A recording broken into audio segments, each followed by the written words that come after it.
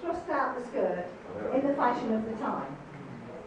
By the time we're talking about 1898, they're getting smaller and smaller, and thankfully they disappeared altogether. But me being a slightly more mature late Victorian maid, I couldn't afford to change with fashion, so mine is a bigger bustle. And it's a cage bustle, 2 strips of fabric joined together by semicircular strips of whalebone, and it moves like a concertina. So when the lady's standing proud, it's out like that.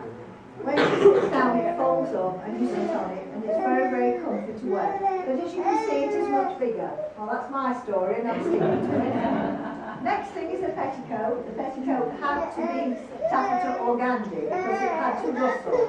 And sometimes ladies would pay. Could you just leave a space for people to walk through if they wish, please? Okay, I have to leave a space. And it had to rustle. It had to be made of taffeta organdy. And sometimes ladies would pay up to 50 guineas for a rustling petticoat, whereas the lady's maid might pay 5 and 6 pence for one, and it would do exactly the same job.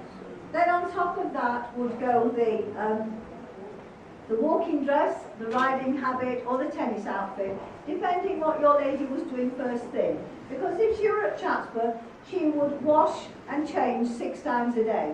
So the poor lady's maid, in addition to mending flounces, altering hats, writing letters, doing accounts, ordering 5 lots of water and choosing 5 lots of clothes, would never have a minute. But she was equal to it. She was agile, she had superb organisational skills, she was academically bright, and she had artistry in her fingertips. If you could turn out someone as beautiful as Consuelo Vanderbilt, that was your CV, if you like. That was what you were good at. And everybody respected you. But you were neither fish nor fowl. You were neither nobility nor servant. You were in that no man's land in the middle where nobody really liked you, and you never got on with either side. And a lady's maid would never, well, invariably she would marry. Very occasionally would a lady's maid marry, because they were devoted to their mistress.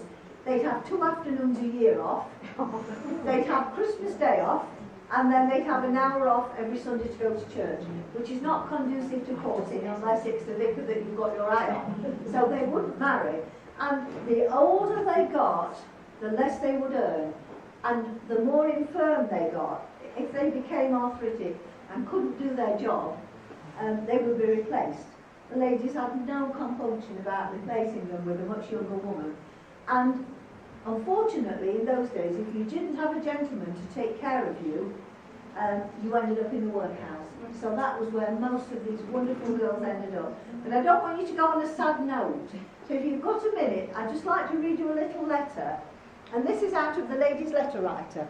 No self-respecting lady's maid would go anywhere without this. And it tells you how to write letters on any subject. And this is not about the Chatsworth House party. This is about Edwardian marriage if you were wealthy.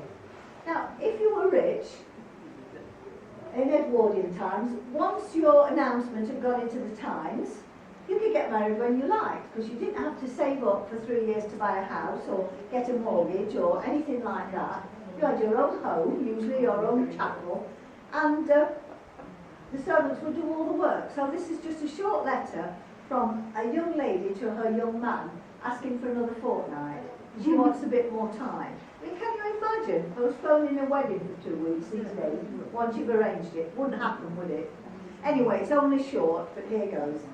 And you certainly wouldn't talk to your young man like this. My dear John, in reply to your most affectionate letter, I'm compelled to ask you for a little further delay. I've always promised Janet that she should be my bridesmaid, and she cannot be in England for another fortnight. Would you wait for me, please, my dear? Then it goes on to end. I should be so much obliged to you if you would, and I trust that this is the very last disappointment that I shall ever inflict upon you. Dream on, as they say. Now you're all smiling, you can go and enjoy yourself together. Thank you very much. No problem. She was American railroad heiress who married you to Malta. She came here for a house project. Okay, well, listen. But I'll sit down now.